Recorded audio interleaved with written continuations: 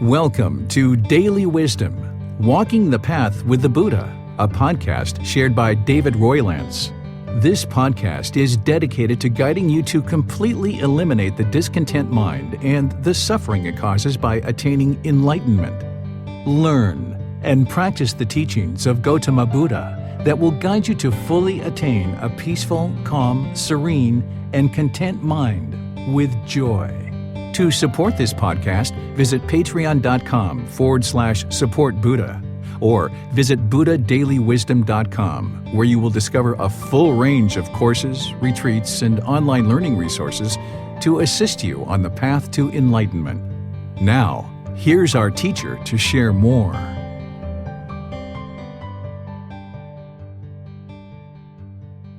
Sawadee Ka. Hello and welcome to Daily Wisdom, Walking the Path with the Buddha. Today is our Pali Canon and English study group, and we're studying the words of the Buddha. We're actually starting a brand new book. This is volume 13, titled Generosity. This is where you learn about the practice of generosity, helping you to understand what the Buddha is teaching you is to enhance the quality of the mind by training the mind to practice generosity. Because of craving, desire, attachment in the mind's holding on and craving permanence, not being willing to give and share with other people. The mind thinks, if I spend 3 hours doing this, I want this in return. Or if I spend 3 days doing this, I want this in return. And just like an animal, the unenlightened human mind functions very much like an animal. We're not animals, we're human beings. But in the animal realm and all the animal existence, we were hoarding things. We were hoarding our food and hoarding our resources and growling and roaring at other animals when they came close by. But now that we're in the human realm, the unenlightened mind oftentimes retains that type of thinking and that type of functioning. And now in the unenlightened state, an individual might hoard things as part of its craving, desire, attachment, and holding on to things. But because we're in the human realm, we can evolve past that and train the mind to let go, which is ultimately going to help us to get to the point where the mind's completely peaceful, calm, serene, and content with joy, the enlightened mental state. So while the Buddha teaches meditation and many other techniques of how to train the mind to let go, he's also using generosity, because he could see in his current life and in his previous lives, he practiced a significant amount of generosity, and that's what led to him being able to get to enlightenment, among other things, because it trained his mind to let go. So that's why he teaches it as part of the path, because he knew that's what led to his enlightenment. So in order for you to get to enlightenment, you're going to need to practice generosity as well. But you're going to need to do this from the middle way. Whereas if you were practicing generosity extensively and overextending yourself, sharing your time, effort, energy, and resources exorbitantly, you're not going to have the things that you need in order to sustain your life. But if you're all the way on the other side, where you were not sharing at all, the mind would be quite selfish. So you're going to need to come to the middle, where you're willing to live joyfully, giving and sharing with others around you. And this is going to train your mind to let go. So we've got a whole series of discourses here in this particular book where the Buddha is helping you to see various aspects of generosity. It's important that you don't look at any one particular teaching in isolation, because it's the totality of the teachings that are going to help bring your mind to the understanding of generosity and what the Buddha is teaching you here. He's teaching you to give and share more than is strictly required in any given situation, without any expectation of anything in return, such as your time, effort, energy, and resources. This is what's going to help train your mind to let go. He's teaching you to enhance the quality of your mind through the practice of generosity. That's the only goal of generosity. If there's any expectation or anything you want because of practicing of generosity, then the mind's not practicing generosity, because there's still craving there. So you need to get to the point where you're practicing generosity to the point where you don't even have a desire or a craving or a longing or yearning or a want or an expectation of a thank you.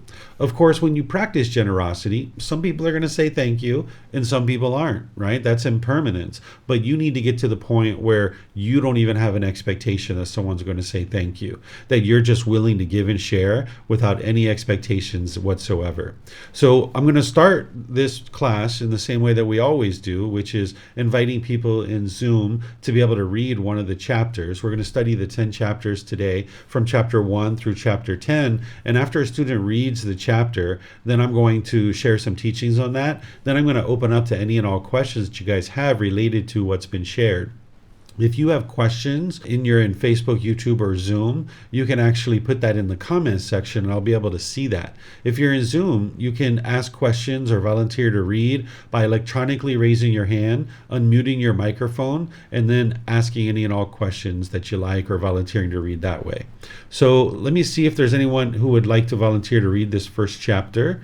This first chapter is titled Giving. Okay, it looks like Leo's volunteering. Go ahead, sir. Yeah, thank you. I hope my internet is good. It's not the best internet right now, so I hope it's enough. Giving. But here, student, some man or woman gives food, drink, clothing, carriages, garlands, scents, ointments, beds, dwelling, and lamps to ascetics or Brahmins. Because of performing and undertaking such action on the dissolution of the body after death, he reappears in a happy destination, even in the heavenly world. But if instead he comes back to the human state, then wherever he is born, he is wealthy. Okay, thank you, Leo.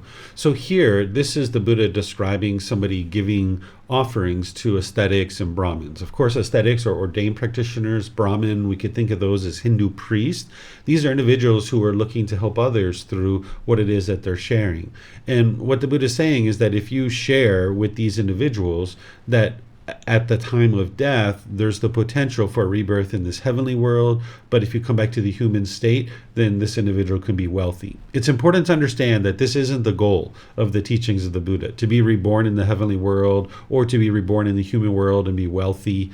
That's not what he's actually guiding you to be able to understand here. He's helping you to be able to see this cause and effect, or this action and result. Remember, it's important to not look at any one teaching of the Buddha in isolation. You need to be able to look at the totality of his teachings on something like generosity and all of his other teachings to be able to understand what he's sharing with you here.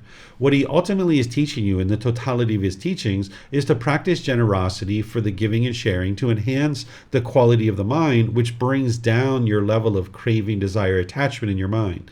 As you're doing that, the mind's getting closer and closer to enlightenment. Your mind is also experiencing less and less discontentedness. And of course, there's other things you would need to be practicing besides just generosity. You would need the entire Eightfold Path to be able to reduce and eliminate craving, desire, attachment, and ultimately get to the peace and joy that is the enlightened mental state.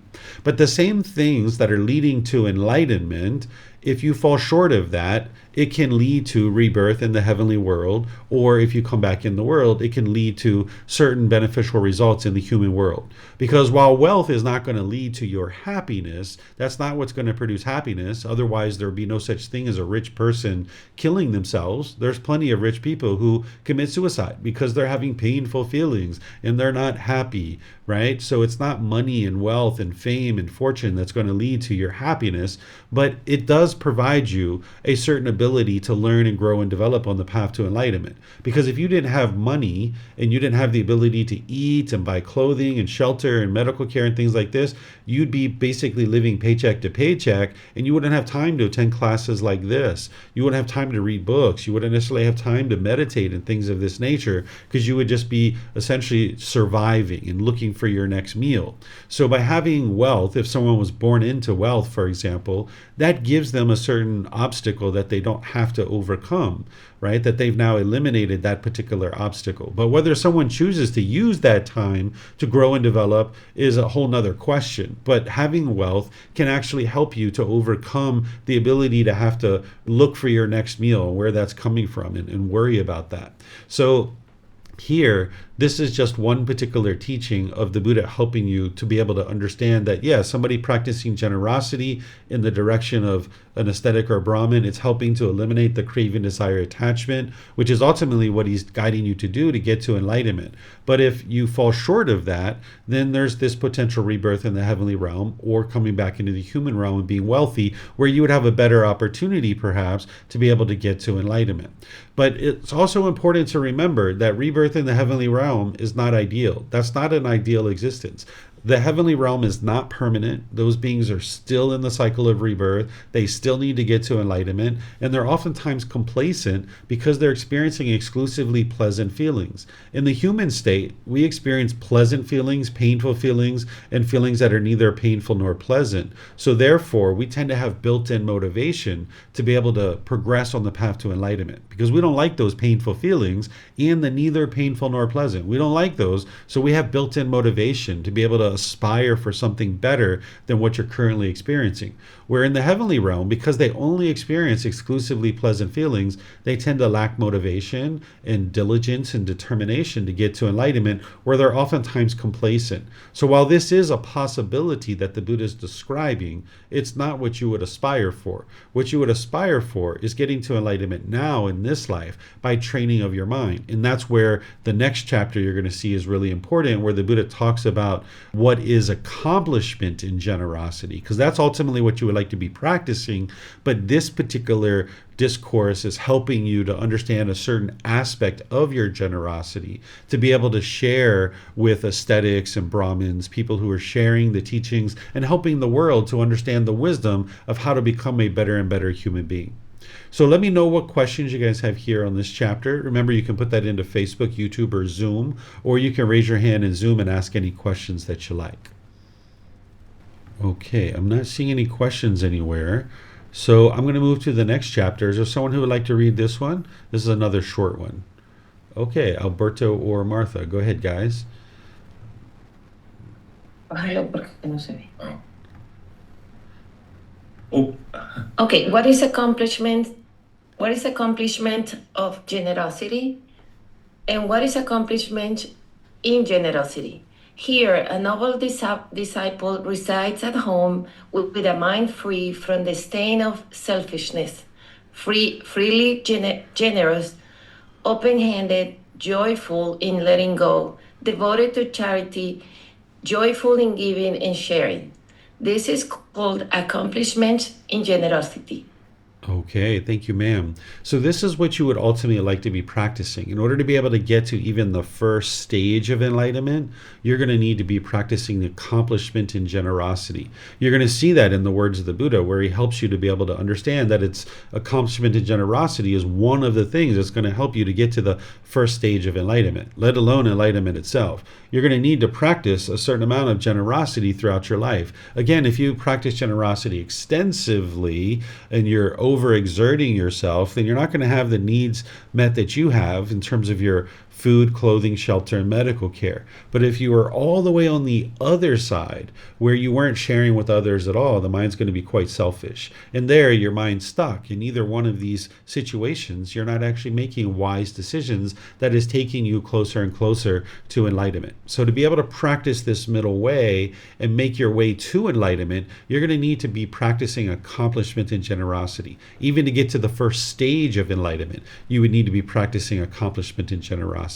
And what this is that you understand that this mind in the unenlightened state with its craving, desire, attachment is going to tend to hold on to things and really hoard things and crave things. Very much like an animal, as I shared at the beginning. We're not animals, we're human beings, but the unenlightened mind oftentimes functions like an animal, holding on to things, hoarding, growling and roaring at others when they try to take something that you have, right? So the mind needs to be willing to freely give, living open-handedly, and be joyful in giving and sharing with others. That the mind is not selfish, but you're also not overexerting yourself and sharing with so much over exuberance that your mind doesn't have the things that you need, and you haven't practiced in such a way that you're acquiring the resources that you need in order to sustain your life.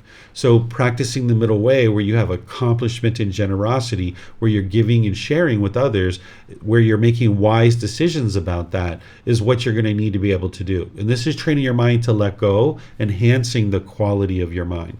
So let me know what questions you guys have here on this chapter. Okay, I don't see any questions. So now we'll go to chapter 3. Is there someone who would like to read this? Okay, go ahead, Leo. a directly visible fruit of giving related to future lives. Is it possible, Venerable Sir, to point out a directly visible fruit of giving? It is Sisha. First, a donor, Sisha, a generous giver, is dear and agreeable to many people. This is a directly visible fruit of giving. Second, again, wholesome persons go in large numbers to a donor, a generous giver. This too is a directly visible fruit of giving. 3, again, a donor, a generous giver, acquires a wholesome reputation. This too is a directly visible fruit of giving. 4, again, whatever assembly a donor, a generous giver approaches, whether of Khatiyas, Brahmins, householders, or ascetics, he approaches it confidently and composed. This too is a directly visible fruit of giving.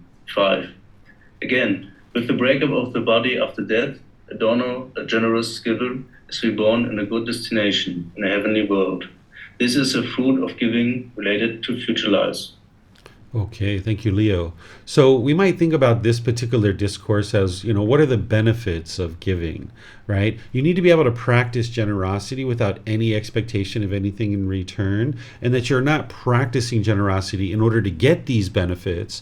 But remember, what the Buddha is doing is he's helping you to be able to see this cause and effect relationship based in the decisions that you're making. That's the natural law of karma. When we talk about awakening to enlightenment, you're cultivating wisdom about this natural law of karma. So as it relates to generosity, he's teaching you the cause and effect, the action and result. What is the result of your generosity? But then, of course, he teaches you to practice generosity without any expectation of anything in return. Because if you have an expectation, even a thank you of when you're practicing generosity, you're not practicing pure generosity, and you actually won't see these benefits.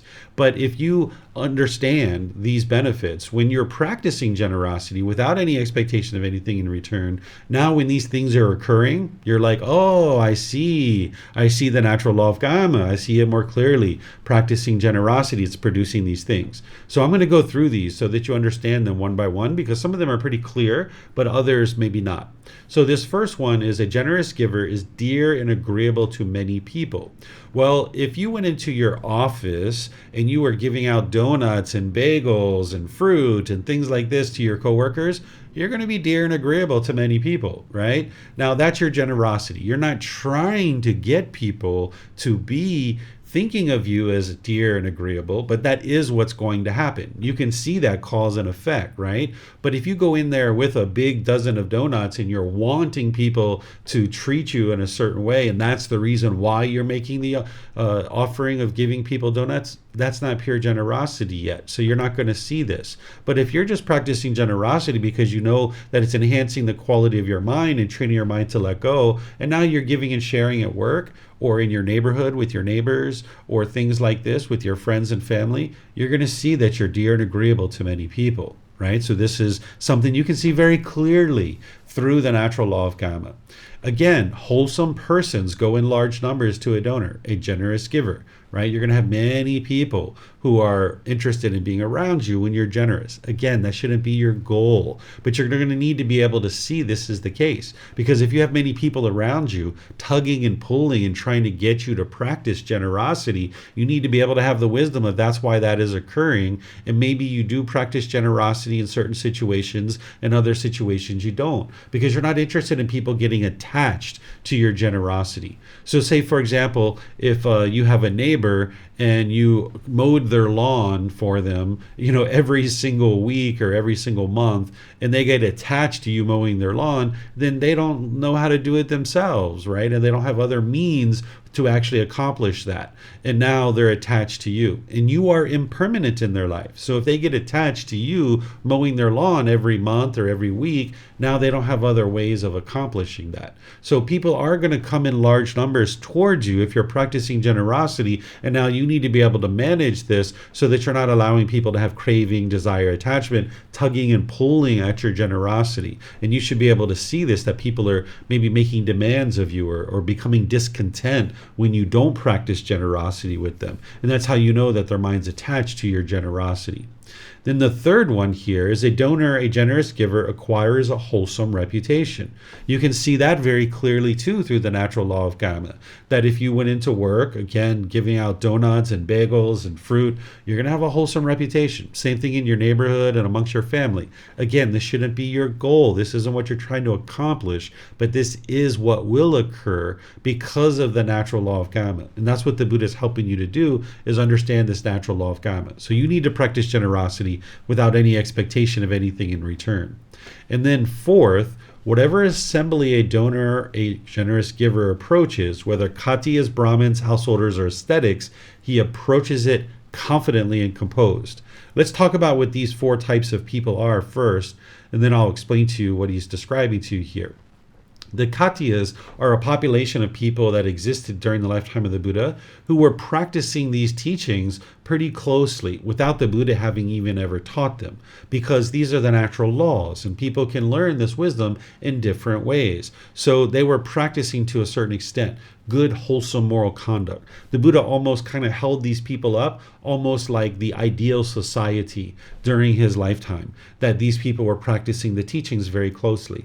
You might think about that as the way that, I kind of talk about Thai people from time to time. I talk about how they're practicing the teachings very closely. But of course, there are certain people here that don't practice the teachings. It's not a perfect society, but indeed they are practicing the teachings pretty closely. So the Khatiyas were that for during the lifetime of the Buddha. And those individuals are doing wholesome things. They were very wholesome people. Then there's Brahmins, who are Hindu priests, who were also practicing a certain amount of wholesomeness. Sure, they were doing rites, rituals, ceremonies, worship, and prayer, which wasn't leading to people's improvement in their day-to-day life, but they were teaching a certain amount of moral conduct and trying to help people the best that they could. So they were considered wholesome people during the lifetime of the Buddha.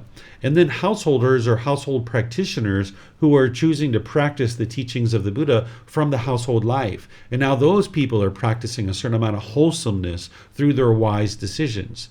An ascetic, we might refer to this as an ordained practitioner nowadays, where this individual has decided to give up worldly life, enter into a life of homelessness, and train their mind to get as close to enlightenment as possible, if not enlightened, and then potentially share those teachings with other people. So these people are wholesome as well. So when there's wholesome people, and there's someone who approaches wholesome people who they know themselves they are doing unwholesome things, their mind will be shaken up. They will lack confidence. They will be unsteady and unstable because their mind knows that they're unwise and they know that they're doing unwholesome things. So now when they approach people who are doing wholesome things, their mind feels almost guilty or shameful in that situation. You might have had this kind of going on at different times in your life when you've been doing a lot of unwholesome things, that when you approach wholesome people, your mind's shaken up, lacking confidence and composure, right? So what the Buddha is sharing here is that somebody who understands the practice of generosity, who's working on eliminating craving, desire, attachment, building wholesomeness in their life, when they approach wholesome people who are doing wholesome things, they do so with confidence and they're composed, their mind stable and steady, because they know that they're doing wise things and they're doing wholesome things, and now they're approaching people who are doing things similarly. But people who are doing unwise things and are unwholesome, they're going to have a certain amount of conceit in their mind. They're going to be measuring and comparing, right? That's thinking that you're either superior to people or inferior to people. And this person who's doing unwise and unwholesome things, when they come around people who are doing wholesome things, their mind's going to measure and compare themselves, and they're typically going to put themselves below those people who are doing wholesome things. And now they're lacking confidence and they're lacking composure of their mind. But for someone who's practicing generosity and understands the purpose and the reason of what that's all about, giving and sharing without any expectation of anything in return, they have certain enhancement of mind, that they're eliminating their cravings, desires, attachments. Sure, they might still have conceit in their mind, but they understand that they're doing wholesome things, and they can approach this group of people that are doing wholesome things confidently and composed. That's what he's explaining here, that this is part of your wholesome karma as a result of choosing to practice generosity. Then the fifth one is at the breakup of the body after death, a donor, a generous giver, is reborn in a good destination, a heavenly world. Again, you're going to see this from time to time when the Buddha is teaching not just about generosity, but about wholesome moral conduct too. But the reason why this rebirth in the heavenly world is occurring is because there's less pollution in the mind. Or if somebody comes back to the human realm, they'll be reborn in an improved destination, right? That's not the ultimate goal of what the Buddha is teaching you to accomplish. He's teaching you to eliminate discontentedness and get to enlightenment. That's very clear in his teachings. But the same things that lead to enlightenment are the same things that lead to rebirth, either in the heavenly world or in the human world in an improved rebirth. So he's always going to essentially help you to understand that as part of the natural law of Dhamma, as part of choosing to practice good, wholesome moral conduct, or in this case, generosity, that it's leading to the reduction of pollution in your mind. Thus, if you are reborn, there's going to be a rebirth either in the heavenly world or the human world, potentially, depending on what the status of your mind is at the time of death. So this is essentially the benefits of giving, helping you to understand the fruit or the benefits of practicing generosity in your day-to-day life. So let me know what questions you guys have here. You can put that into Facebook, YouTube, or Zoom, or you can raise your hand in Zoom and ask any questions that you like. All right, I don't see any questions anywhere. So let's move to the next one, which this next one is actually very similar to the one we just read. So I don't know that we need to actually read this. This one is helping people to understand that the benefits of giving is that you're dear and agreeable to many people. That's the first one. Wholesome persons go in large numbers to you. That's from the last one as well. One acquires a wholesome reputation. That's from the last one as well.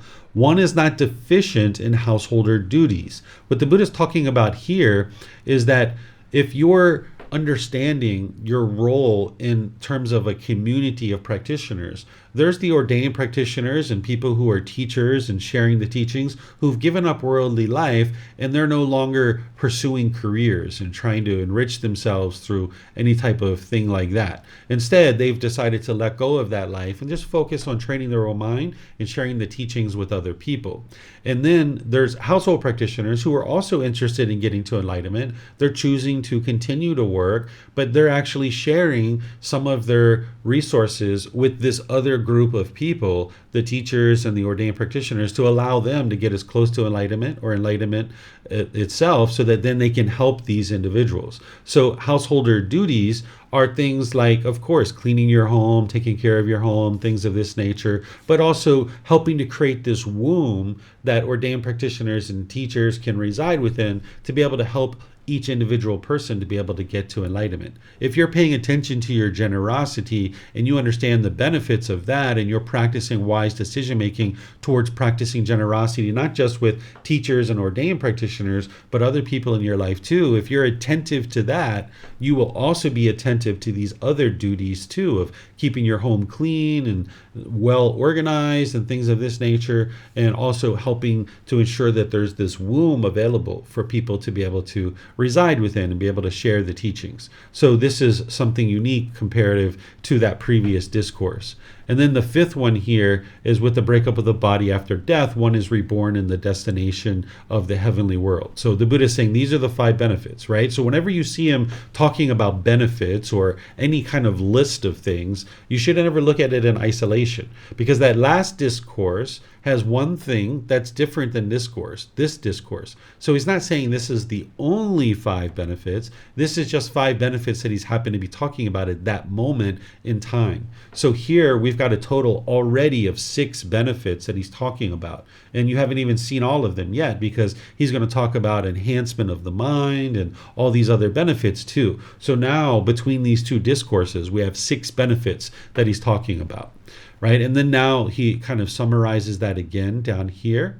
And then he talks about it down here as well, that an individual who is essentially in this womb receiving offerings from household practitioners, that once they've understood the teachings, that they're helping others to also dispel discontentedness through training of their mind. So this is the Buddha talking about this womb that household practitioners are creating for ordained practitioners and teachers to be able to reside within, so that then as their wisdom grows and develops, they can offer that wisdom to other people. And this is what helps an entire population of people, an entire community move forward in life. If there wasn't the ability for people to step away from their career and stuff like that in order to be able to understand the teachings deeply and devote 100% of their time to that, then the teachings wouldn't be vibrant in the world to be shared with other people.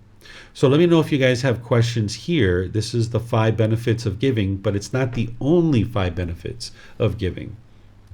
Okay, looks like Leo has a question. Go ahead, sir. Yeah, I just wanted to go back to where you said in the chapter before that being generous, that we need to be careful that people don't get attached to that generosity. Just see that for example, I'm in Chiang Mai right now, and when I eat in this one place every day almost, and I got the habit to give a little bit more every time. And now I did it once that now I gave a little bit less. A few days ago I gave a little bit less, and today I gave the normal price.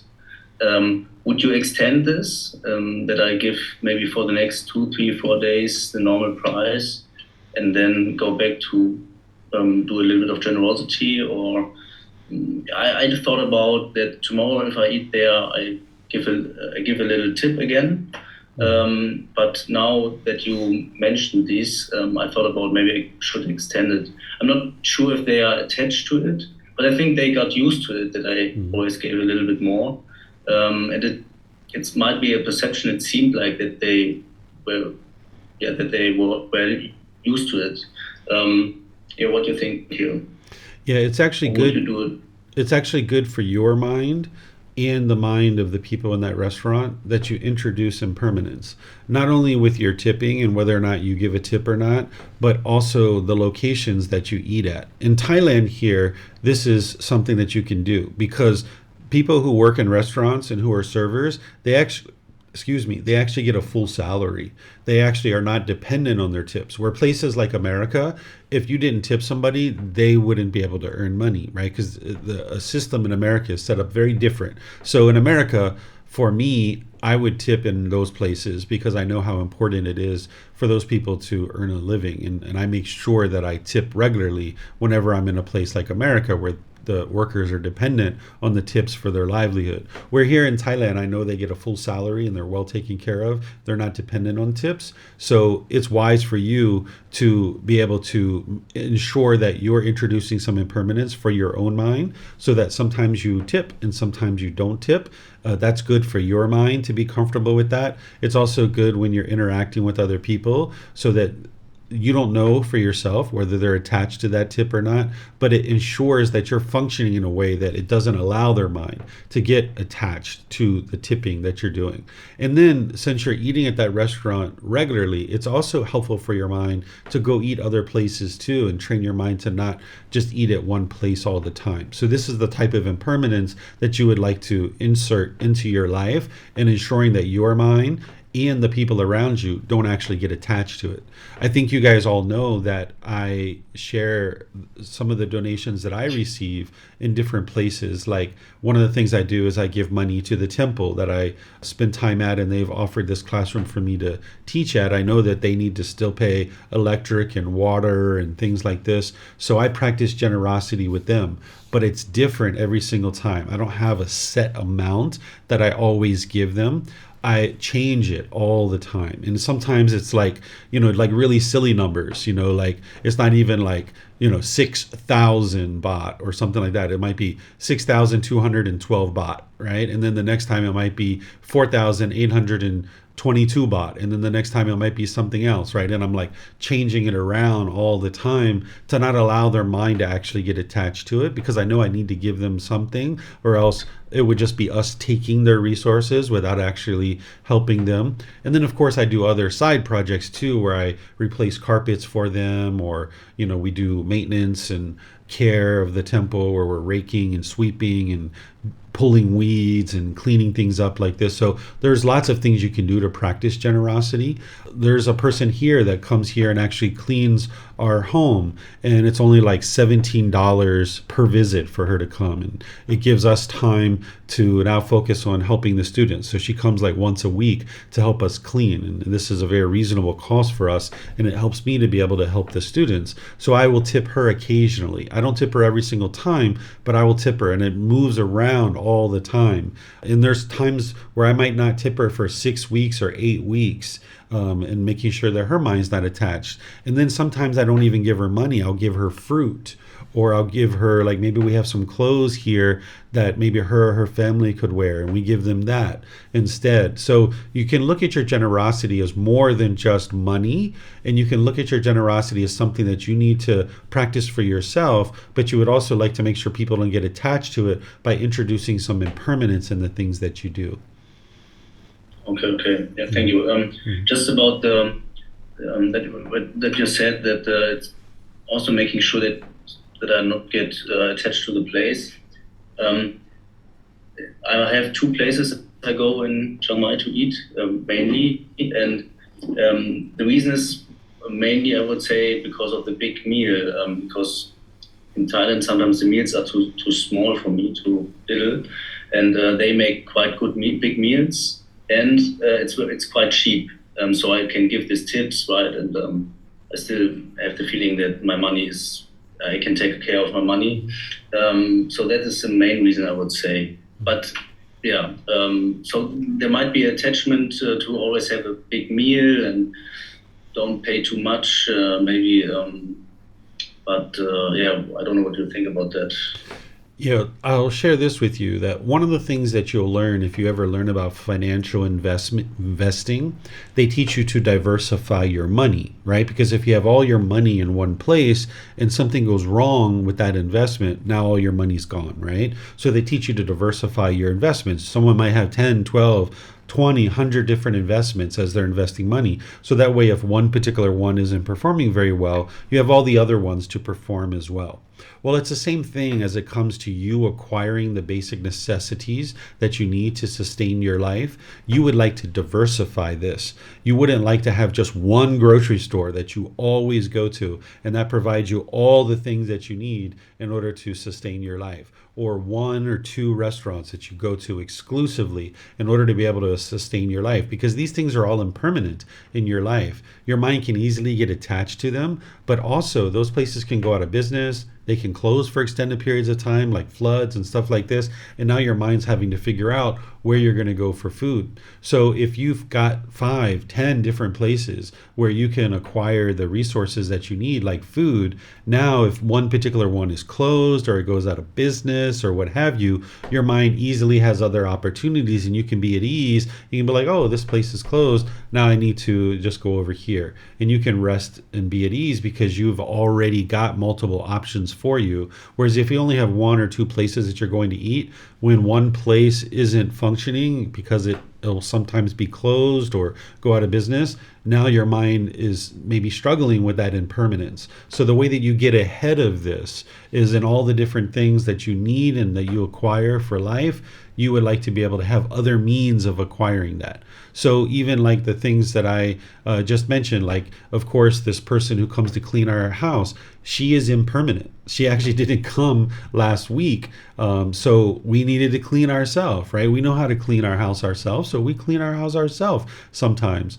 So you would like to be able to have multiple means of acquiring what it is that you need to acquire in life, because if you're dependent on any 1 or 2 particular places, that's another word for craving, desire, attachment, is there's a dependency there. And you would like to get rid of all those dependencies.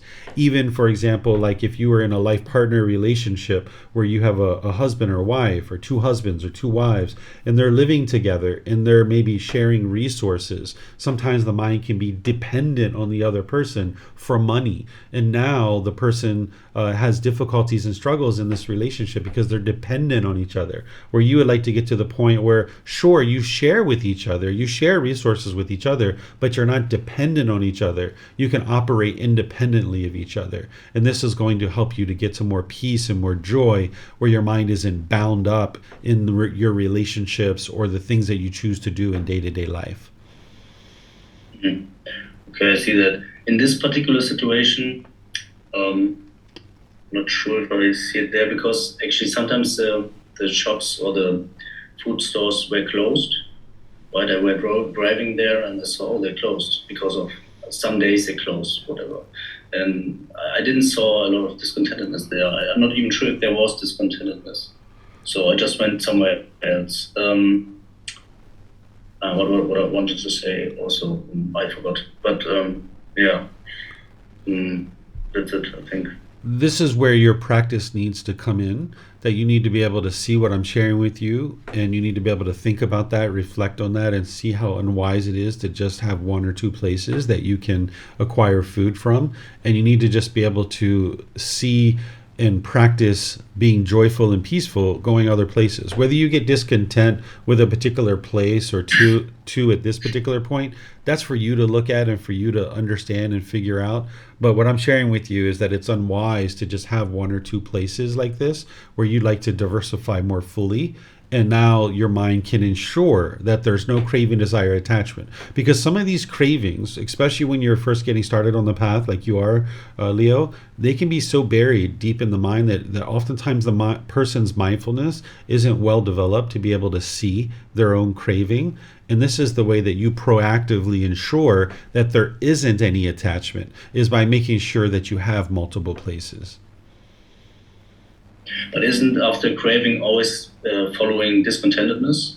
I mean, I would see that, right? And if I drive there and I see, oh, it's closed, and okay, look somewhere else, and there's no discontentedness, then there's also no craving. Or you would say that maybe the mindfulness wasn't strong enough to see the little contentedness. Yeah, it can be that the mindfulness isn't strong enough because there can just be a bit of annoyance just for like a split second. And the mind doesn't necessarily see that when it doesn't have really well-developed mindfulness in the mind. So you would be wise to have multiple locations to be able to acquire the basic resources. Whether you choose to do that or not, it's a choice for you to make, Leo.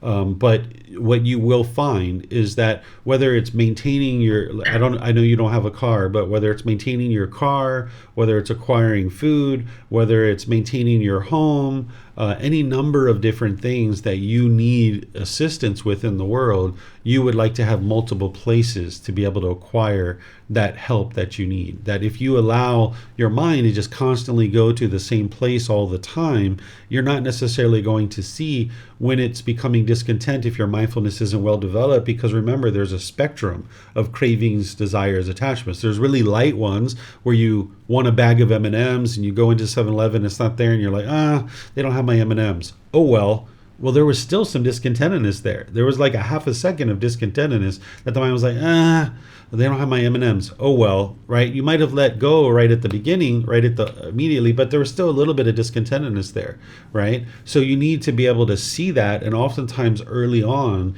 the mind in the unenlightened state doesn't have that level of mindfulness, and it looks past that. And you need to be able to be diligent and be proactive to make sure you have many options to be able to acquire the things that you need. Okay. Just one thing now, because when I'm going there and it's closed, for example, then I also cut it off, right? If there is discontentedness. Yes. I'm also training my mind to let it go in the action right now there, right? But you would say it's better still to go somewhere else, because I cannot fully distinguish this craving by just always cutting it off in the moment when it's shut down.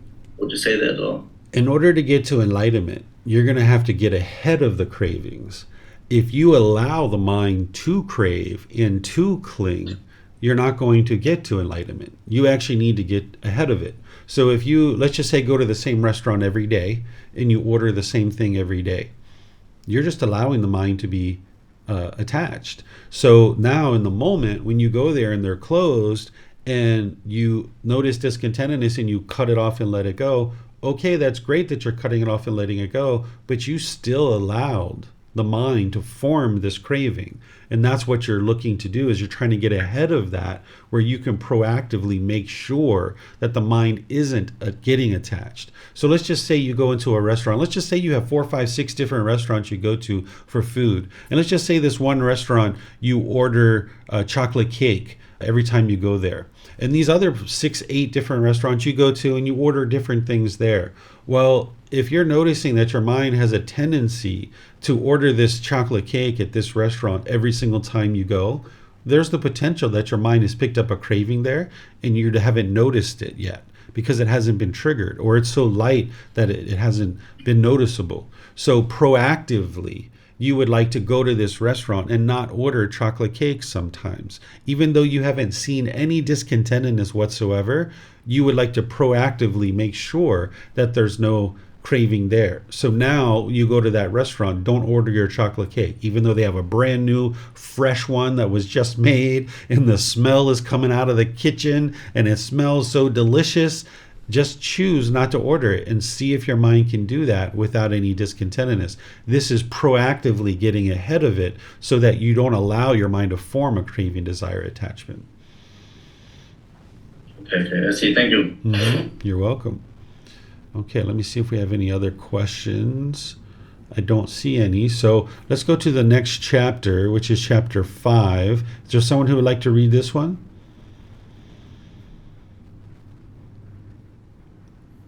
Okay, Alberto and Martha. Okay. A donor who gives food gives life, beauty, peacefulness, and strength. Monks, when a donor gives food, he gives the recipients 4 things. What for? He gives life, beauty, peacefulness, and strength. 1. Having given life, he takes part in life, whether heavenly or human. 2nd, having given beauty, he takes part in beauty, whether heavenly or human. 3rd, having given peacefulness, he takes part in peacefulness, whether heavenly or human. 4th, having given strength, he takes part in strength, whether heavenly or human. Monks, a noble disciple who gives food gives the recipient these 4 things. One who respectfully gives timely food to those mentally disciplined ones who eat what others give provides them with 4 things: life, beauty, peacefulness, and strength. The man who gives life and beauty, who gives peacefulness and strength, will obtain long life and fame wherever he is reborn. Monks, a donor who gives food gives the recipients 5 things. What 5? One gives life, beauty, peacefulness, strength, and discernment. 1. Having given life, one takes part in life, whether heavenly or human. 2nd, having given beauty, one takes part in beauty, whether heavenly or human. 3rd, having given peacefulness, one takes part in peacefulness, whether heavenly or human. 4th, having given strength, one takes part in strength, whether heavenly or human. 5. Having given discernment, one takes part in discernment, whether heavenly or human. A donor who gives food gives the recipients these 5 things. The wise one is a giver of life, strength, beauty, and discernment. The intelligent one is a donor of peacefulness and in turn acquires peacefulness. Having given life, strength, beauty, peacefulness, and discernment, one is long-lived and famous wherever one is reborn. Okay, thank you, Alberto. So here, this is a really good example of how you're never interested in looking at the Buddhist teachings in isolation. Because here we have a discourse that talks about when a donor gives food, they get these 4 things, right? But then immediately after that, we have another one that says, hey, when you give food, you get these 5 things, right? So the Buddha is oftentimes talking in different situations to different people, and he's helping them to see a certain aspect of the teachings. And you need to be able to look at the totality of his teachings to be able to fully understand what it is that he's sharing with you. So when you're giving and sharing food, this is a wonderful way to practice generosity, because that's one of the big things that the unenlightened mind will tend to hoard because of our animalistic animal existences. In our animal existences, we hoarded food, right? That lion is not going to share with other lions. That snake doesn't want to share with other snakes. The squirrel doesn't want to share with other squirrels, right? It hoards food. And because all of us in this human realm have most likely been in the animal realm countless times, our consciousness tends to retain that. So we tend to hoard our food. So here in Asia, they tend to put their food in the middle, and then everybody eats a little bit of food. So if you're sitting down with 4, 6, 8 of your family members, all the food goes in the middle, and then you kind of scoop 2 or 3 spoonfuls on your plate and you eat that. And now you scoop another 2 or 3 spoonfuls on your plate and you eat that. And if everybody's doing that, at the end of this meal, this food has gradually gone down. And because of the lack of resources, maybe our family doesn't have food enough for everybody to be full at the end of this meal, but everybody at least has some food in their stomach. And this is a way of sharing food in a wise way. So you could implement this in your life, and perhaps maybe you do things this way in certain situations based on the meals that you're eating. Or say you even get a bag of potato chips and you open up your potato chips. You could send that around to all your friends if you're sitting in a circle of friends. And if the bag comes back and there's only one potato chip, then okay, eat your one potato chip and then go get another bag. No big deal, right? But what the mind's going to tend to do is hoard this food. So you would like to be able to be comfortable in giving and sharing things like food, but other things as well. So what the Buddha is saying here is that when you give food to people, you're giving life, beauty, peacefulness, and strength, because these are the things that food generates, right? And because of that, then you will also experience that as well, because whatever you give out, that's what comes back to you. And of course, your ultimate goal is to get to enlightenment. But what the Buddha is saying here, essentially, he doesn't talk about rebirth so much, but he's saying that if you're reborn, you're going to experience these particular things. And that's not the ultimate goal, but your goal is to practice generosity. And one of the things you need to practice generosity with is food. Whether it's food that you put on the table and you share with everybody, or whether you purchase food and you give it away to people, this is the way that you can actually be practicing generosity. To ensure that your mind's not craving or clinging or attached to food, you're going to need to practice generosity in all these different situations, particularly with food. This will help your mind a lot. So let me know what questions you guys have here on either of these two, where the Buddha is talking about someone who's giving food gives life, beauty, peacefulness, and strength, but also here he talks about discernment as well. So you can put your questions into Facebook, YouTube, or Zoom, or you can raise your hand in Zoom and ask any questions that you like. Okay, I don't see any questions. So now we'll move to the next one, which is chapter 6. Is there someone who would like to read this? Okay, Chris, go ahead, sir. A donor who gives medicine gives beauty, peacefulness, and strength. Brahmin, there are these 10 advantages from congee, rice porridge that is very nutritious and serves the purpose of medicine. What 10? In giving congee, one gives life, one gives beauty, one gives ease, one gives strength, one gives intelligence. Congee, when it is drunk, checks hunger, keeps off thirst, regulates wind, cleanses the bladder, digests raw remnants of food. These Brahmin are the 10 advantages of congee. To the discerning who gives congee duly at the right time to one who lives on others' food, it confers 10 things on him: life and beauty, ease and strength. For him, intelligence arises from it. It dispels hunger, thirst, and wind. It cleanses the bladder. It digests food. This medicine is praised by the welfarer.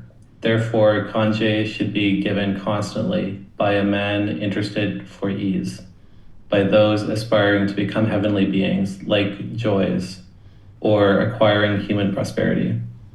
Okay, thank you, Chris. So if you guys aren't familiar with what congee is, here in Thailand they call it jok. It's basically like rice porridge, and this is something that's eaten at different times, and you can actually get different things in this. I get it with mushrooms, some people get it with eggs. You can put spices and herbs in it. There's usually a little bit of ginger and spring onions and things like this that you mix into it. It's really a great meal. And the Buddha really kind of talks about this as medicine, right? That it is food, but he sees it also as medicine, because oftentimes people think about food as medicine, right? Because you could eat all kinds of unhealthy foods and then you're going to need to take medicines later as the body's breaking down. But if you can give the body healthy food, this is essentially like medicine, because then you won't have to take medicine later. So you're going to need to take care of this body either now or later. So it's better to do that up front. So the Buddha talks about kanji in a way that is, that this is a very wholesome thing to be able to eat.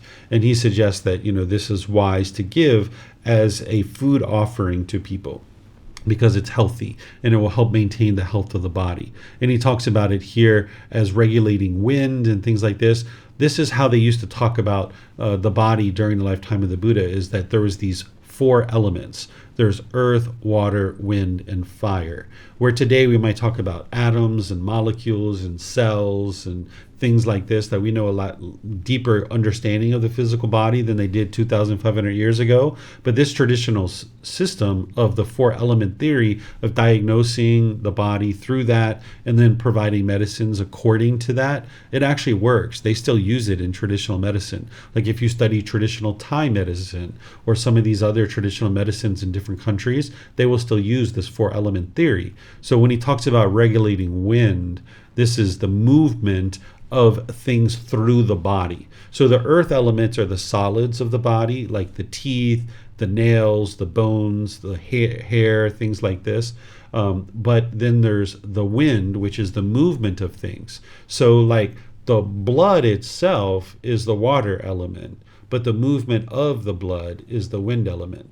Or the feces is the earth element, but the movement of the feces through the colon is the wind element. So any kind of movement in the body like that is the wind element. So what the Buddha is saying is this kanji helps the movement of things in the body, because kanji, not only is it rice, but there's a certain amount of liquid to it as well that kind of helps with that. And then here in Thailand, they serve this with ginger, which ginger is a hot, spicy element.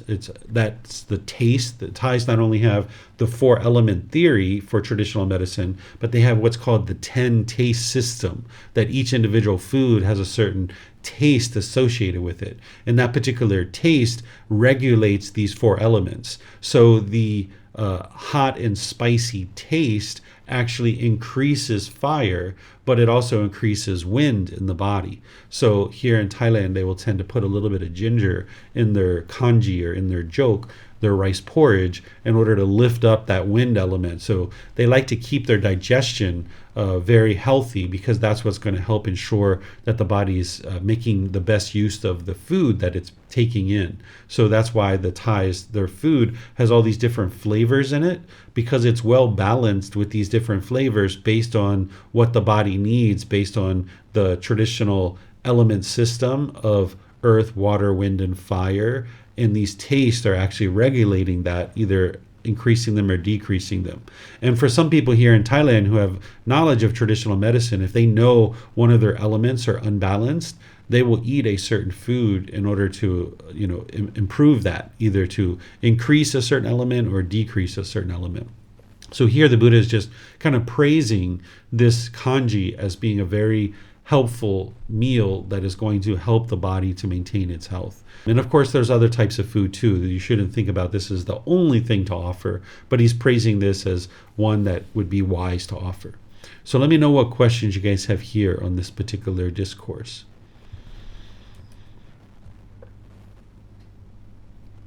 Okay, I don't see any questions anywhere. So let's move to the next one, which is chapter 7. Is there someone who would like to read this one?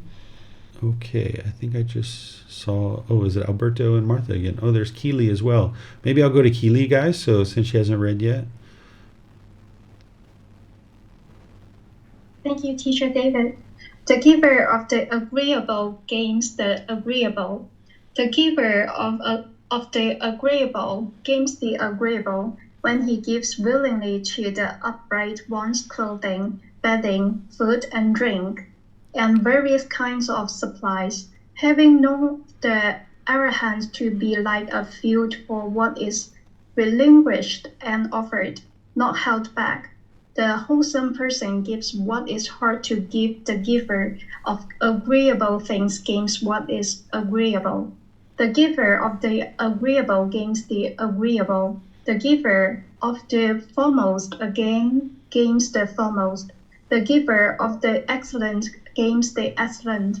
The giver of the best reaches the best state.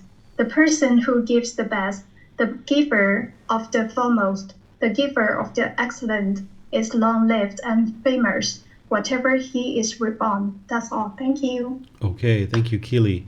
So while some of these chapters, some of these discourses are really focusing on giving and what you're going to experience as part of your rebirth, that is all true. But what I would like to focus on is what is happening now in this life, right? So what the Buddha is saying here is that the giver of the agreeable gains the agreeable.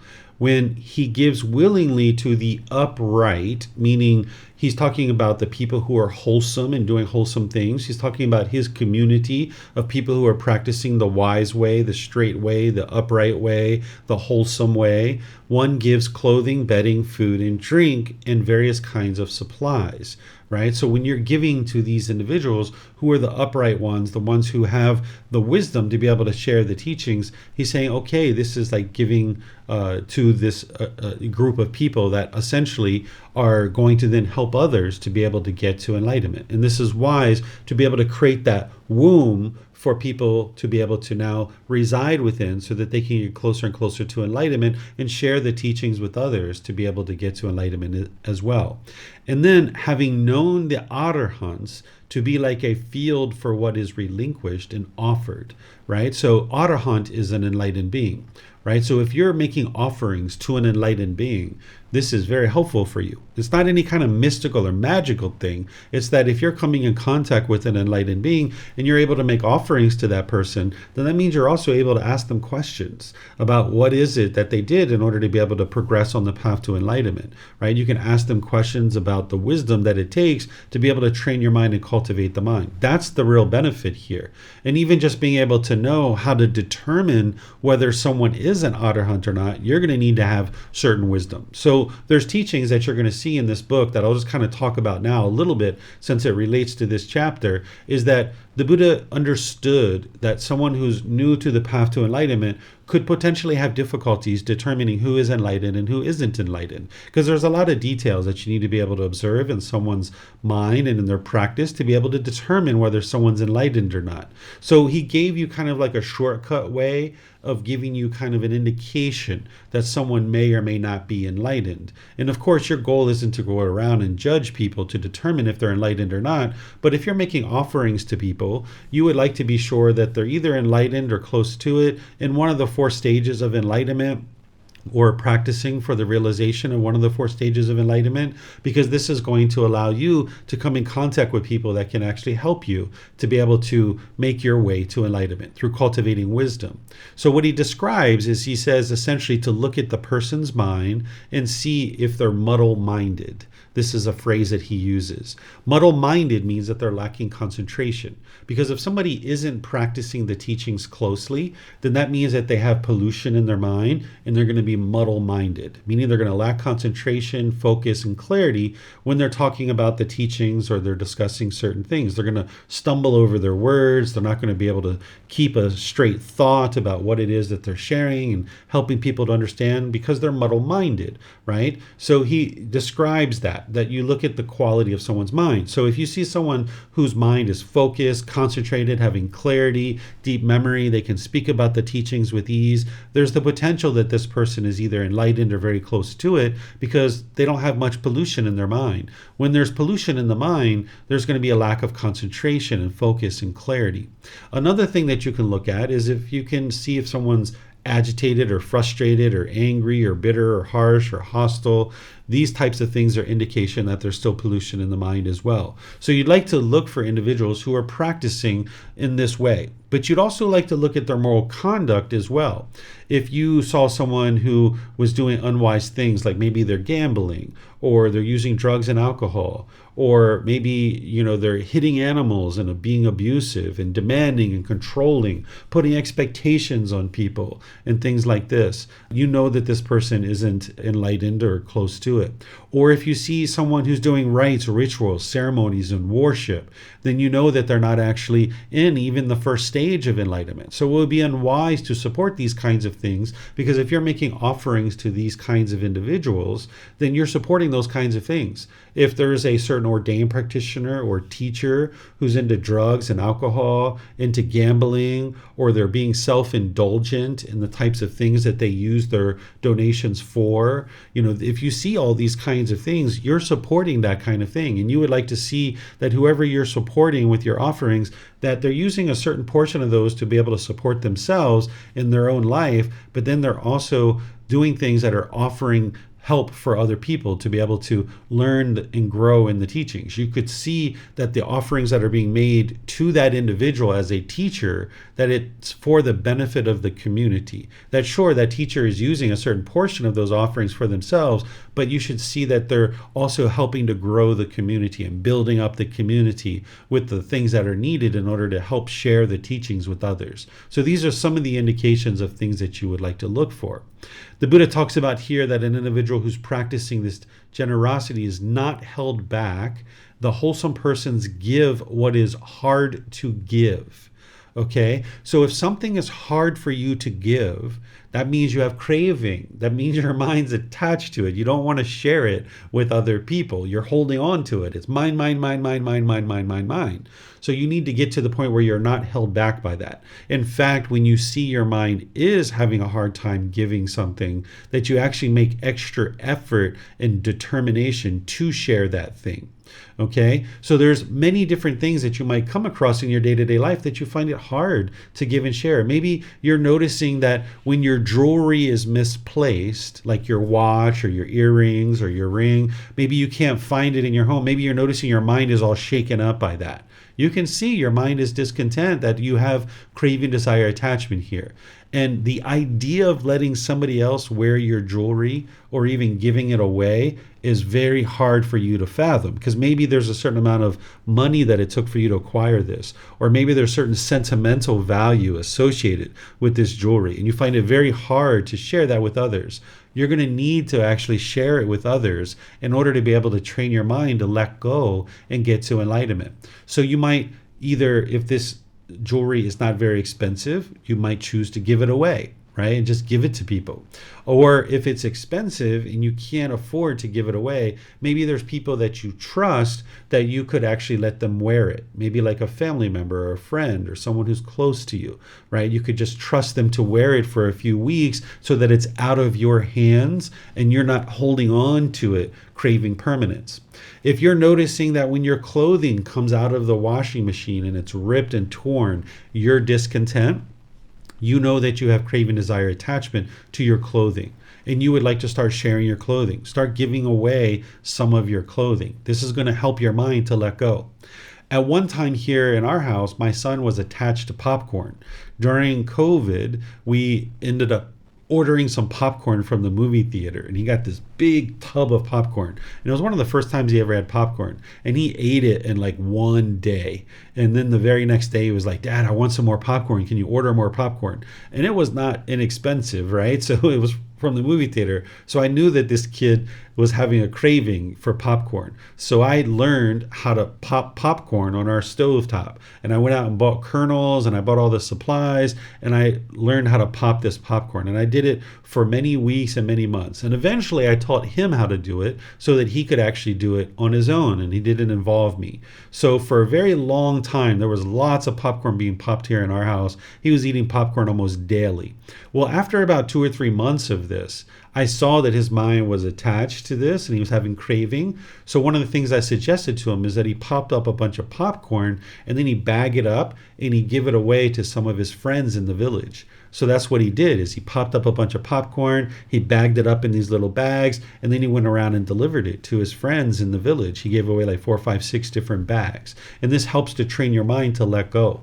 So anything that you see your mind's attached to, you're going to need to train to practice generosity quality where you're giving and sharing that particular thing. And it might be hard for you to do that, because when I first recommended that to my son about giving and sharing the popcorn, I recall that he was like, yeah, Dad, but what about us? We're not going to have popcorn for us if I give it away to all my friends. And I was like, well, we can go buy some more. Don't worry, son. It's not very expensive. It's only 60 baht per kilo, which is like $2 per kilo.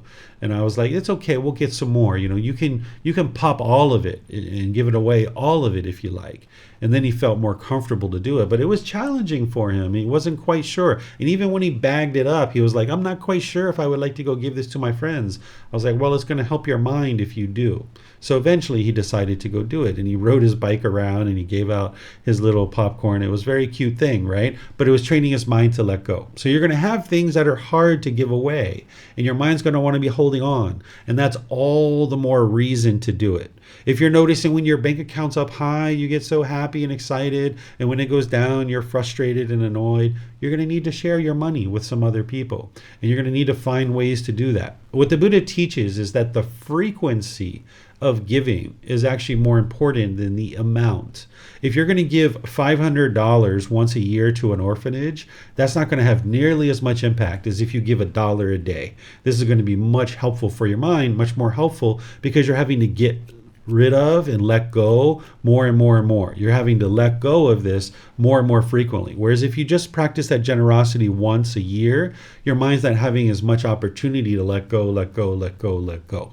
So you'd like to have multiple opportunities where your mind can let go. So oftentimes in different places, you'll see donation boxes around in like maybe a convenience store or a department store or a restaurant or things like that. If you're going to say give $5 in a day, it would actually be better to give $1, $1, $1, $1, because 5 times during your day, you had to let go, let go, let go. So this is what you would like to do, is implement generosity where you're frequently giving and sharing more than is strictly required in any given situation without any expectation of anything in return, such as your time, effort, energy, and resources. Understanding that the frequency is more important than the amount. And you can actually do this in a way that it's easy for you. So say if I was going to the market to buy some mangoes for myself, and now I show up at the market and I see there's some bananas there too. And I'm like, my neighbor actually likes bananas. I'm going to toss some bananas in there and get those as well, right? It only takes you an extra 30 seconds to toss the bananas in there, and now you can practice generosity. So you don't have to go like way out of your way to practice generosity. You can just integrate it into your life, that it becomes a normal part of your life. Or say you're going to the store and you're buying yourself a chocolate bar. Maybe you buy 1 or 2 extras for other people, and maybe you know who you're going to give it away to, or maybe you don't even know who you're going to give this chocolate bar away to. But you know you're getting one for yourself, and you like to also get 1 or 2 for somebody else. And now at some point during your day, when you encounter someone, you're going to be able to give them a chocolate bar because you have one on standby. So this will take you all of a few extra seconds to pick up that extra chocolate bar to be able to give it away to people. So you would like to be able to integrate generosity into your life where you're frequently giving, but you're also doing it in such a way that it's almost seamless and straightforward and so integrated into your life that you're not having to spend an extra 3 hours per day just to practice generosity, right? So you'd like to make it so that it can be frequent like that in your day-to-day life. So the Buddha goes on here and he talks about, different things related to generosity. But I thought I would share these things with you because you're going to see these things as part of the teachings of the Buddha in terms of practice of your generosity. And while it would be wise to practice generosity with people who are in the life of sharing the teachings with others who are either enlightened or close to it, you're going to need to practice generosity with other people too. Your friends, your family, your coworkers. These people aren't necessarily going to be enlightened or on the path to enlightenment, but you can still practice generosity with them, and it's going to help to enhance the quality of your mind. Now, when the Buddha talks about the benefit of generosity, he does talk about it's more beneficial to make offerings who are people who are either in one of the 4 stages or practicing for one of the 4 stages, but there's still benefit in you practicing generosity, even with an animal. If you practice generosity with an animal, there's benefit there too. It's just not as beneficial as if you shared with people who are in one of the 4 stages of enlightenment, because those people then have the ability to then share the teachings with others, and you have the ability to be able to get wisdom from those individuals to be able to understand the path to enlightenment and then cultivate your mind on the path as well. So let me know what questions you guys have here on this chapter. Okay, it looks like Leo might have a question. Go ahead, sir. Thank you. Yeah, I think the what you mentioned with the clothes, giving away the clothes. I think it's a good point. I think I have attachment or craving for some trousers and also some pullover. For example, I have white t-shirts. I almost have white t-shirts, so there's no big attachment, right? Because it's all the same. But yeah, trousers and pullovers. So I think this would be a good training to let this go. But I don't have so many trousers and pullovers, and I think it would be hard to give a trousers away which costed 70 euros, for example, or whatever amount. So I would struggle with that. So is this maybe something I put aside and would maybe in a year when I have a better income and there's a possibility to do it? I mean, I would like to quench this or delete this craving because it's there. But yeah. Yeah, this is where you need to practice the middle way, and you need to be able to discern that for yourself. I can't tell you where your middle is. You need to be able to discover that for yourself. So depending on your income, depending on your resources and what you have available to you in terms of clothing and the ability to purchase new clothing, you're going to need to figure out, when is the right time for you to let go. Because obviously it sounds like this is something that you're attached to, and you're going to need to let that go at some point. And you need to figure out when's the best time for you. Nobody can tell you that. Okay. Thanks. Yeah, you're welcome. Okay, I don't see any questions anywhere else, so I'm going to move to the next chapter. Is there someone who would like to read this one? Chapter 8. Okay, looks like Leo. Go ahead, sir. Oh, we have Martha and Alberto in there too. Let me get them, Leo, because they volunteered last time and I skipped over them.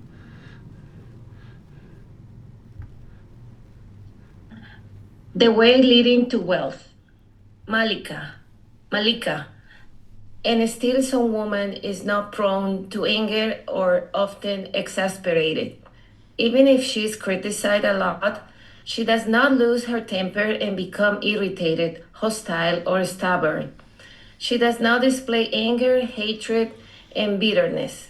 And she gives things to ascetics and brahmans, food and drink, clothing and vehicles, garlands, scents, and ointments, bedding, dwellings, and lighting.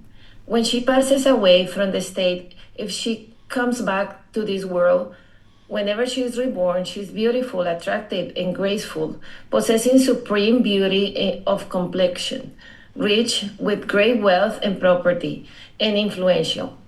This is the way, student, that leads to wealth. Namely, one gives food, drink, clothing, vehicles, garlands, scents, ointments, beds, dwelling, and lamps to ascetics and brahmans. Okay, thank you, Martha. So here, the Buddha is once again explaining that if you're practicing generosity, it's going to lead to this rebirth where there's potential for wealth. Again, that's not the goal of the path to enlightenment, but this is what can occur. And this actually did occur for this individual. And it's not only just rebirth that you can experience this wealth. It's in the current life as well. This individual was actually a female household practitioner that the Buddha is talking to. She actually started out very meagerly, kind of like having very minimal resources, and she started learning and practicing the teachings of the Buddha. She became a very rich and wealthy person during her life. And there's even reports that she actually became a queen, that she ended up marrying a king, even though she started out with a very basic life. And so this individual, Malachi, actually ended up seeing the truth that through practicing giving and sharing, that this individual was able to improve their wealth. And of course, that's not the goal of practicing generosity. If you give and share and your goal is to get rich, You're not going to be able to do that. There was one time I was in America, I was at a temple, and this Thai lady came over to me and said, hey, I see you're practicing the teachings of the Buddha, and I need you to talk to my husband. I said, okay, what do you need me to talk about? She said, he's really confused about the teachings of the Buddha, and I think you're someone who can explain it to him. And I said, okay, sure, I'll go talk to him. So she brings me over to her husband, and her husband says, I have a question for you. He said, I gave $2,500 to the temple, and I haven't gotten any money back yet. I want to know, like, I gave this 2,500 baht or $2,500, shouldn't I be getting like $5,000, $10,000 back by now? Shouldn't I see it coming back to me? This is why I gave the $2,500, right? So I needed to explain to him that that's not how this works, that he had this expectation and he should never give with the expectation of getting something in return. That's not pure generosity. So this individual that the Buddha is talking to, this female household practitioner, she was practicing a lot of generosity during her life. And not only did she become rich and wealthy and potentially a queen, which is what is reported, but there's also reports that she was very stable and steady in her mind, that there's discussion that it's almost like she was either enlightened or very close to it, because her mind wasn't easily shaken up by anything at all. So she was, quite admired, that she wasn't having a temper or irritated, hostile, or stubborn, as is talking about here with the Buddha. So giving and sharing is what's going to eliminate craving, desire, attachment, along with all the other teachings that the Buddha is sharing. This is just one mechanism that's helping you. And it can produce wealth, and it can produce an improved rebirth, but the ultimate goal is to get to the elimination of discontentedness. That's the ultimate goal. And that's what generosity is helping you to do, is to be able to train your mind to let go. And when you practice generosity, you're going to need to practice generosity equally among all the people that you are spending time with. So for example, if using that work example, if you had 8 coworkers and you were bringing in 2 donuts for your very best friends at work, and you give out those 2 donuts to your best friends, those other 6 coworkers, they're going to get jealous. They're going to get envious because they're not on the path to enlightenment potentially. And they don't realize that those painful feelings of jealousy that is arising is coming from their own mind. They're going to attribute their painful feelings to you. They're going to think you're the one who's causing them to experience that. And they're either going to push you aside, they're going to be bitter, harsh, and hostile to you, or they're going to start putting their expectations on you and trying to control you.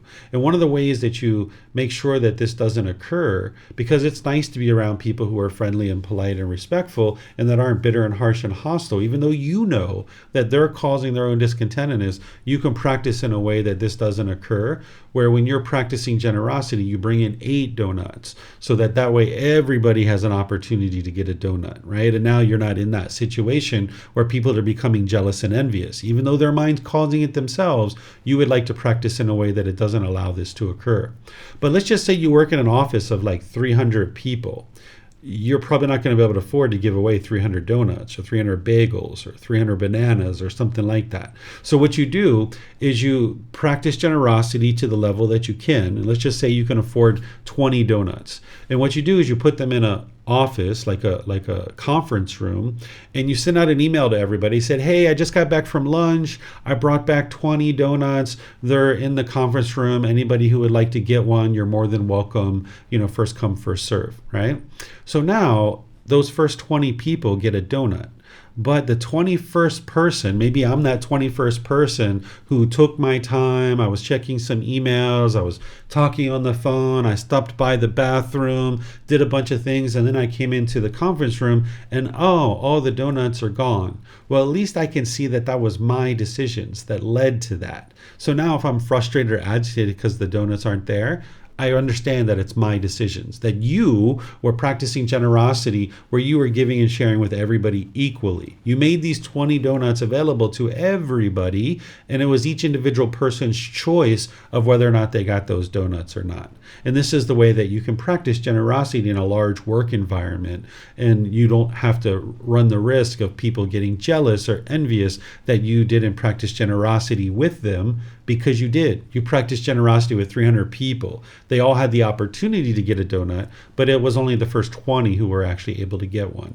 So you'd like to be making sure that you practice equanimity or treating everybody fairly. That goes along with your generosity. And whether it's like children, if you have 2 or 3 children, you would like to practice generosity equally with them too. When I was growing up, if it was my sister's birthday and we were going to my grandmother's house and they were going to give her gifts, they would actually have a gift or two for me too.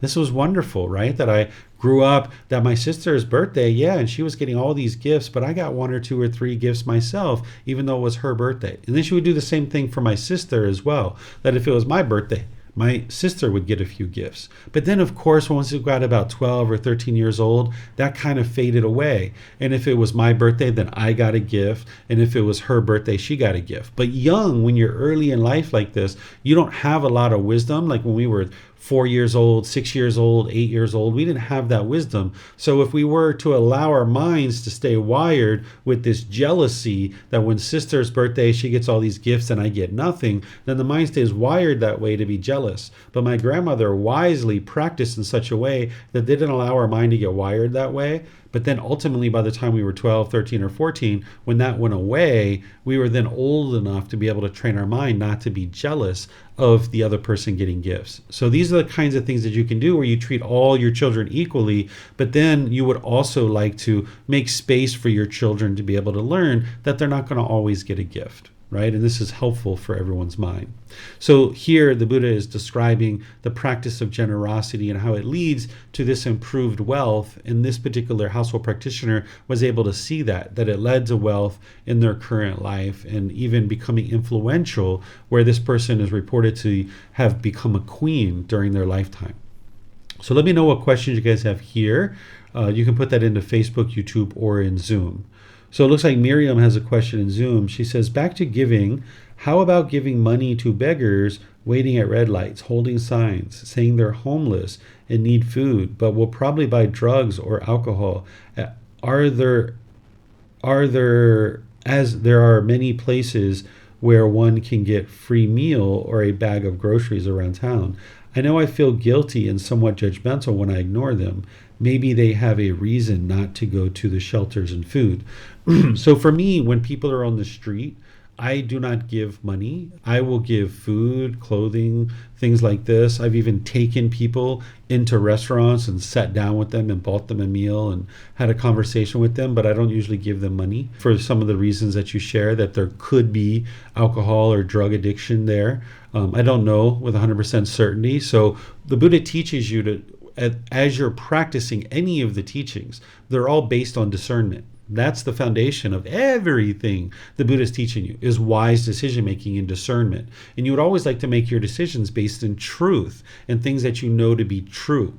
So just giving money to someone who's on the street, you don't necessarily know 100% of where that's going to. So if you're going to practice, what I would recommend for you is to not give money, is to give food, clothing, and things like this that are actually going to be helpful for that person, and you know exactly where the resources are going to. Now, that person might get that pizza and they might go sell it to somebody and actually then get money to be able to buy their drugs, right? You can't control that. That's their decision. But at least you've created this best opportunity for that person to be able to eat that food and be able to benefit from it. So you're not interested in ever judging people or looking down on them, but you're also looking to try to create the best opportunity for them to be able to experience using those resources in a helpful way. If you're feeling guilty for not giving something to somebody, that's your craving, desire, attachment, and you're going to need to eliminate that. So what I would encourage somebody to do who's feeling guilty when they don't give to a homeless person is to regularly not give to homeless people. And you're going to need to do that for a period of time, for multiple months, to train your mind to not experience that guilt. And then once you get past that, where you've been able to not give to a homeless person multiple times, and you see that there's no guilt in the mind, then you might choose to give. Right? But if you're noticing guilt in that situation, that means that you have craving, desire, attachment there. And you'd like to get rid of that by exposing the mind to the very thing that it doesn't feel comfortable with, which is the not giving. So that's what I would suggest you do. And then, of course, you're talking about judgmental here. You're not interested in judging people.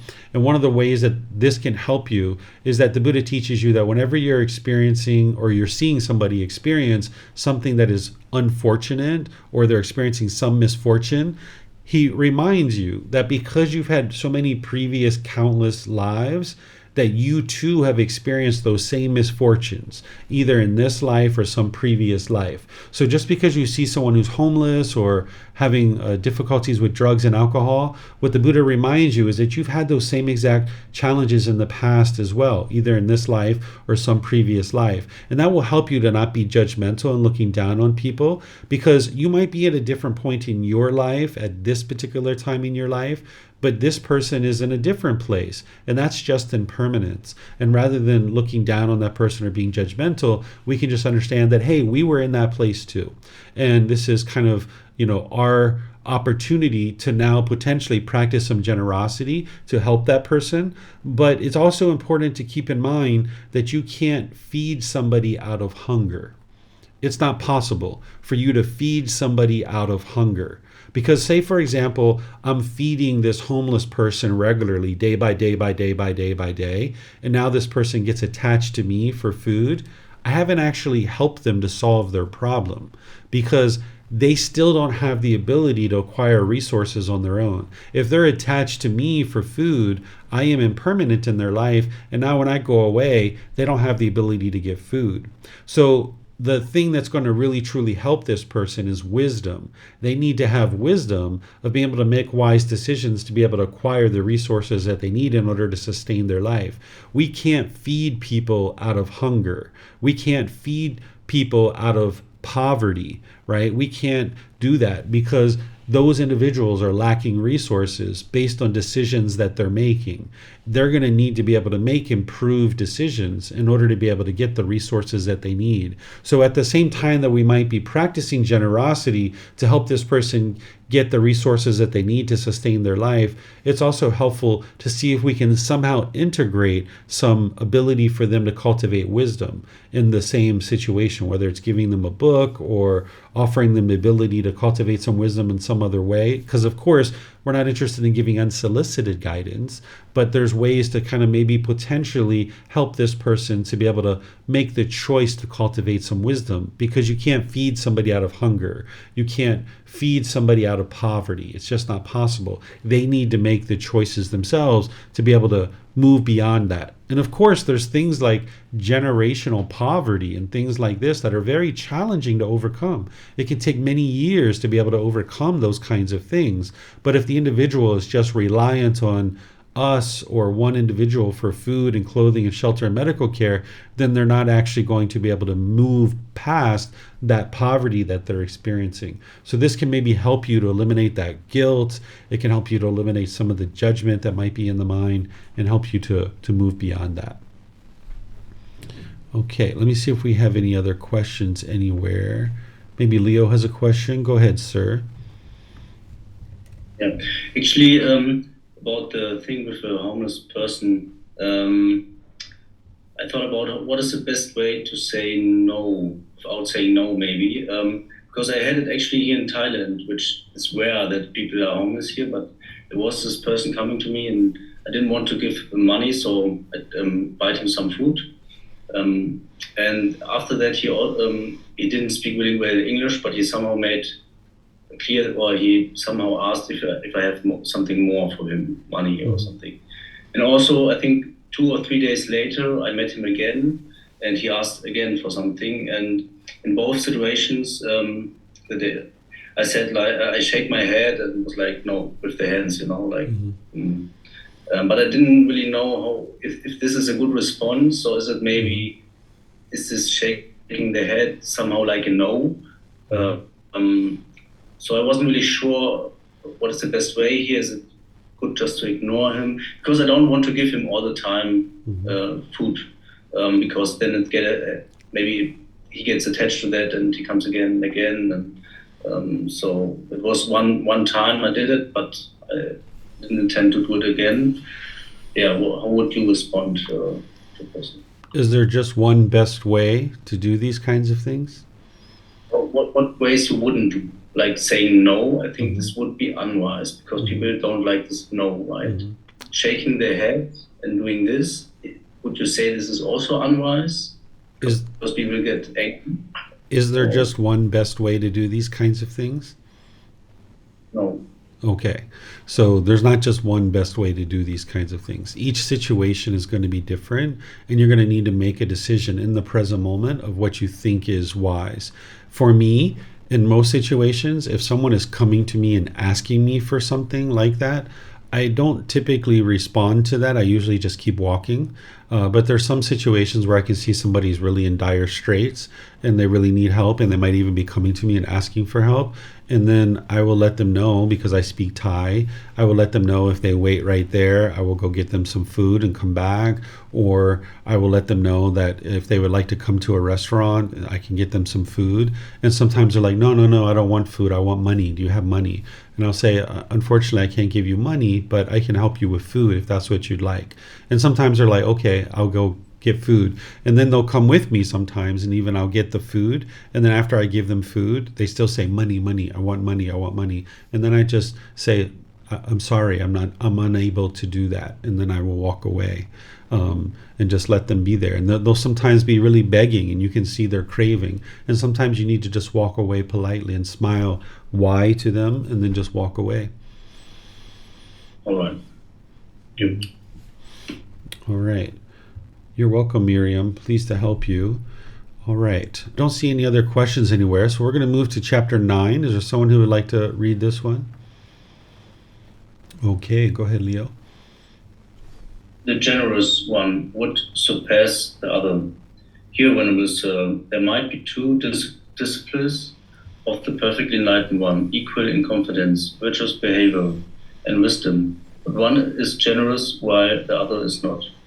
With the break up of the body after death, they would both be born in a good destination in a heavenly world. When they have become heavenly beings, would there be any distinction of difference between them? There would be, Sumana.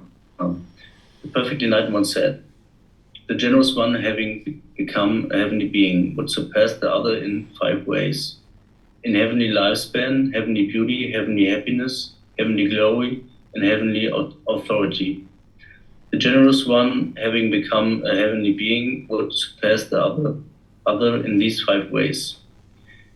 But whenever, Sir, if these two pass away from there and again become human beings, would there still be some distinction or difference between them? There would be, Sumana. Perfectly enlightened one said, when they again become human being, the generous one would surpass the other in 5 ways. In human lifespan, human beauty, human happiness, human fame, and human authority.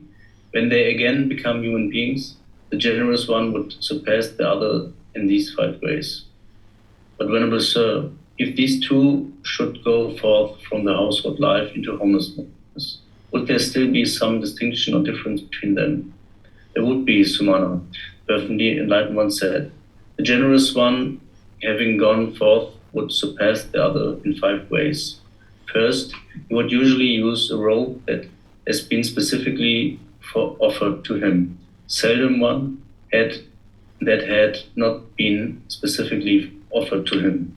Second, he would usually eat alms food that has been specifically offered to him. Seldom alms food that had not been specifically offered to him. 3, he would usually use a lodging that had been specifically offered to him. Seldom one that had not been specifically offered to him. 4, he would usually use medicines and supplies for the sick that had been specifically offered to him, seldom those that had not been specifically offered to him. 5, his fellow monastics, those with whom he resides, would usually behave towards him in agreeable ways by bodily, verbal, and mental action, seldom in disagreeable ways. They would usually present him what is agreeable, seldom what is disagreeable. The generous one, having gone forth, would surpass the other in these 5 ways. But Venerable Sir, if both attain arahantship, would there still be some distinction or difference between them after they have attained arahantship? In this case, Sumana, I declare, there would be no difference between the liberation of one and the liberation of the other. It's outstanding and amazing, Venerable. Truly, one has good reason to give alms and do meritorious deeds, since they will be helpful if one becomes a heavenly being, again becomes a human being, or goes forth. So it is, Sumana. So it is, Sumana. Truly, one has good reason to give alms and to do meritorious deeds, since they will be helpful if one becomes a heavenly being, again becomes a human being, or goes forth. This is what the perfectly enlightened one said.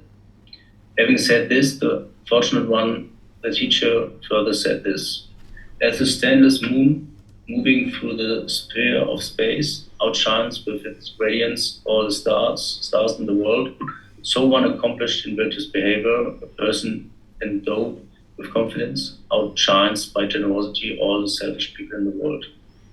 As the 100-peaked rain cloud, thundering, covered in lightning, pours down rain on the earth, overwhelming the plains and lowlands, so the perfectly enlightened one's disciples, the wise one accomplished in vision, surpasses the selfish person in 5 specific respects: lifespan and glory, beauty and peacefulness.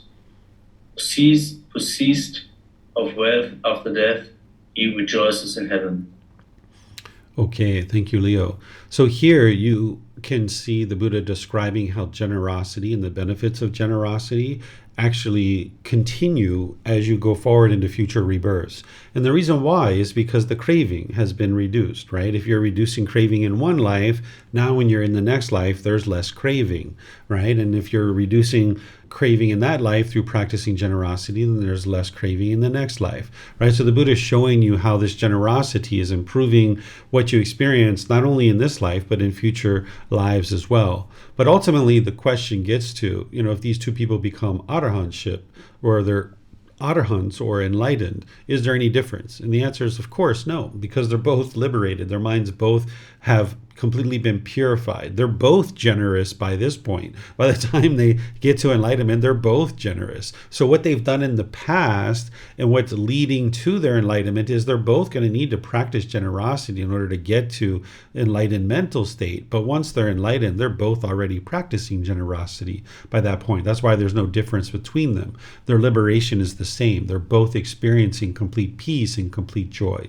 So the Buddha is helping you to be able to see this continuation of benefits through the reduction of pollution of mind. You can understand whenever he's talking about generosity, that's what he's talking about, is the reduction and ultimate elimination of discontentedness through eliminating craving, desire, attachment. And that benefit's going to continue to go forward as you're being reborn. So potentially you guys have been generous in previous lives, and now in this life, you're also maybe practicing a certain amount of generosity, and now this is going to help you more and more and more get to the point where the mind's ultimately enlightened. So let me know if you guys have any questions here on this chapter. You can put that into Facebook, YouTube, or in Zoom. Okay, just one more chapter for today. This is chapter 10. Is there someone who would like to read this chapter? Okay, Chris, go ahead, sir. If beings knew the results of giving and sharing. Monks, if beings knew, as I know, the results of giving and sharing, they would not eat without having given, nor would the stain of selfishness obsess them and take root in their mind. Even if it were their last bite, their last mouthful, they would not eat without having shared it, if there were someone to share it with. But because beings do not know, as I know, the results of giving and sharing, they eat without having given, and the stain of selfishness obsesses them and takes root in their minds. If beings knew what the perfectly enlightened one said, how the result of sharing has such great fruit, then, subduing the stain of selfishness with brightened awareness, they give in season to the noble ones, where a gift brings great fruit. Having given food as an offering to those worthy of offerings, many donors, when they pass away from here, the human state, go to heaven. They, having gone to heaven, rejoice, having enjoyed sensual pleasures. Unselfish, they take part in the result of sharing. Okay, thank you, Chris. So it's important to keep in mind that when you're learning about generosity, that the Buddha was a prince. He was destined to become a king. He was already very rich and very wealthy, and becoming a king, he would have been even more rich and more wealthy. But he chose to step away from that, and he lived a life of homelessness, where he lived alongside of his students. His students would invite them into their home, and they would provide him food, clothing, shelter, and medical care. The currency at the time was gold and silver, and he didn't accept those things as offerings. He didn't accept land or anything like this that was part of becoming wealthy. He only accepted the things that it took for him to sustain his life: food, clothing, shelter, and medical care. So this was possible during his life because he lived right alongside of his students.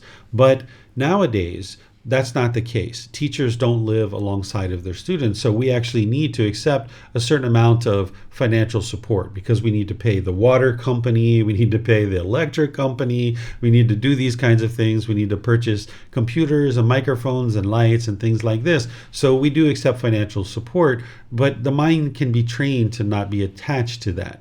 So the Buddha, whenever he's talking about generosity, and particularly when he's talking about giving and sharing with him or the ordained practitioners or teachers, it's important that you don't allow any conditioning of your mind to kick in, because you might have seen situations where people were using teachings like Buddhism or Christianity or other teachings to enrich themselves. This is something that you'll see in the world, that people tend to do this. And that's really unfortunate when people are doing that. But here in Thailand, they take this very seriously. There was a case several years ago where an individual was ordained and they were accepting donations and they were indulging and spending that for themselves. They were, of course, purchasing things like Gucci sunglasses, Fendi bags. They were flying on private jets chartered around Thailand, and they were sharing this on Facebook and Instagram and all this kind of stuff. So the Thai people were seeing what they were doing, and they actually sent the police to go arrest this person. This person left, and they actually went to the USA. They put out an Interpol warrant for this person. They had the US police arrest them, and they were extradited back into Thailand. They went through the court system and they were found guilty of fraud, and they were sentenced to 20 years in prison.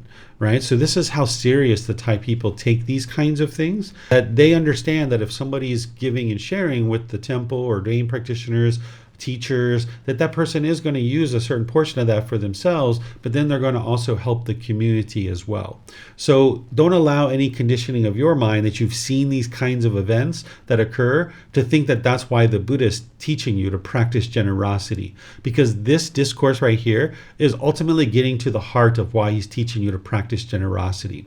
He says, if beings knew, as I know, the results of giving and sharing, they would not eat without having given, nor would the stain of selfishness obsess them and take root in their minds. Even if it were their last bite, their last mouthful, they would not eat without having shared it, if there was someone to share it with. But because beings do not know, as I know, the results of giving and sharing, they eat without having given, and the stain of selfishness obsesses them and takes root in their minds. So what is the results of giving and sharing that the Buddha knows that other people don't know? What he's talking about here is the peacefulness and joy of the enlightened mental state. Because beings do not know, as I know, the peacefulness and joy of the enlightened mental state, and that it's generosity that leads to that enlightened mental state, the stain of selfishness obsesses them and takes root in their minds. But if they knew how peaceful and joyful that enlightened mental state is, and that it's generosity that's going to lead to that, they would not eat without having shared it, if there was someone to share it with. That's what the Buddha is talking about here. There's other places in his discourses where he says it very clearly about how generosity is the practice of enhancing the quality of the mind, and you guys will see that in this book.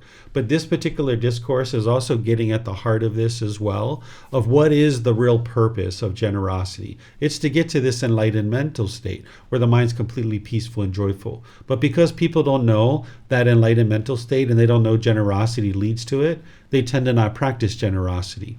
One of the things that I think about sometimes is that, if everybody in the world could just experience enlightenment for like 1 minute or even 1 second or even say a few days and could see how impactful that is to their life and their mind, they would not let any obstacle stand in their way, right, of getting back to that enlightened mental state. So if everybody could just taste it for a little bit, and then now they had to do the work to actually get to it, they would not let anything stand in their way. It's kind of like if you were to taste chocolate and then everything was removed from you, could never have chocolate ever again.